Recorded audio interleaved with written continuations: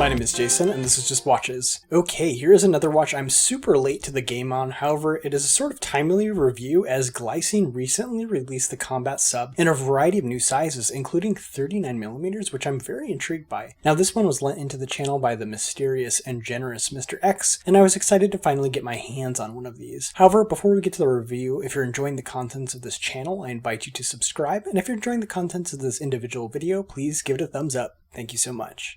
So price and availability, well, Glycine does what I would like to call exaggerated pricing. That is to say, the MSRP of these watches is much higher than what you will actually pay to get one. For example, this watch on the Glycine website is over $1,000. However, these can be found from third-party vendors, including Costco of all places, for around $300. So the case is 42mm in diameter, it's 50mm lug to lug, it's only 10.5mm thick, and then has a 22mm lug with opening. Now this case is thin enough to be a dress watch, which is strange on a 200-meter water resistance diver, but the thinness in combination with the aggressive turn down on the lugs make this watch incredibly comfortable on the wrist. And that turn down really helps mitigate the 50mm lug to lug length on my 6 3/4 inch wrist. As for finishing, this watch is no nonsense. It's completely devoid of any high polished surface. It's all brushed here. The crown guards also curve away from the case to partially shroud the crown. The stock bracelet uses hollow end links, so there's a touch of play against the head of the watch. However, the bracelet is able to lay flat against the back of the watch, and the articulation between the links is decent. These two factors are important in the overall comfort of the bracelet. The bracelet starts at 22mm before tapering down to 20mm at the clasp. The links are completely brushed along the top and sides. The double push-to-point clasp is signed with Glycine and the Glycine crown and has a safety catch. The scissor is nicely milled and the clasp has 4 micro positions, so you should be able to get a good fit. Finally, sizing is accomplished with standard split pins. The screw-in caseback helps provide 200 meters of water resistance. There's information around the edges as well as this very interesting motif of 2 seals, a trident, Glycine, and the Glycine crown. I'm not 100% sure what this represents, but if you have an idea, let me know in the comments below. This watch is powered by the GL0264, which is basically a clone of the ETA 2824. So this is a 28,800 vibration per hour, hacking, hand-winding automatic movement with a power reserve of 38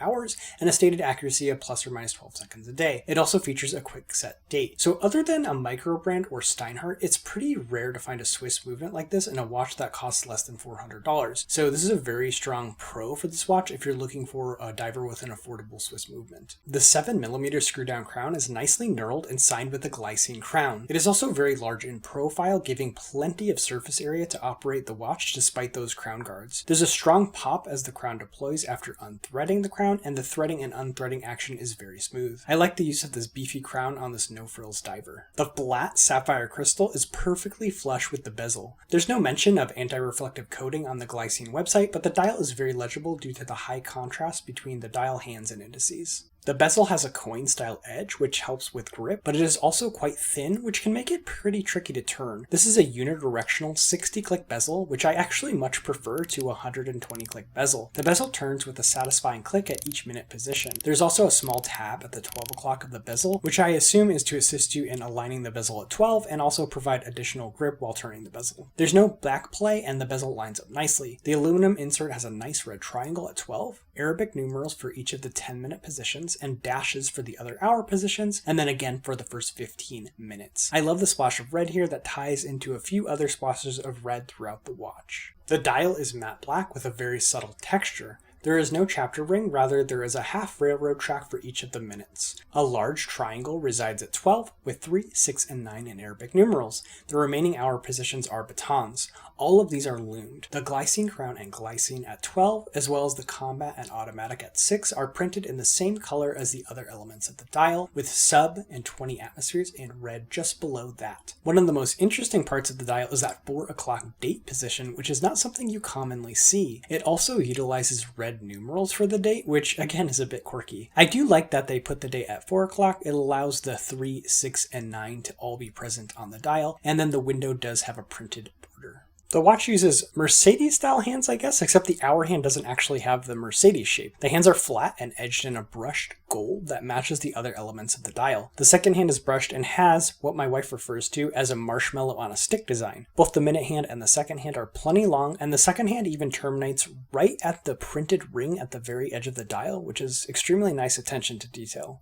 So the Lume is quite solid, as you can see, compared to the Seiko on the right. Not quite as good as Seiko, but pretty close, which overall is great. And this is a good example of why people who want really tight accuracy on their watches tend to prefer the Swiss movements. We are getting -1 second a day here, very strong amplitude and 0 beat error. And switching to crown up does not change much. We get a very small drop in amplitude as the balance wheel fights gravity, but we're still getting +1 second a day. And here is the watch on my 6 3/4 inch wrist. Now this watch wears smaller than its dimensions, and then as you can see from the side, it is very thin and snug to the wrist. So pros and cons, starting with the pros. Well, I can see the appeal of the Glycine combat sub. It's incredibly thin, which is very uncommon in the world of dive watches, and this thinness and the curved lugs make this watch extremely comfortable. Second, it's quite rare to get an ETA clone movement at this price point, and it reminds me of Steinhardt in that regard. Finally, it's a no-frills diver with no high-polished surfaces and a super high-contrast legible dial. Now, I know the words tool watch get thrown around, but in this case, I do think it applies.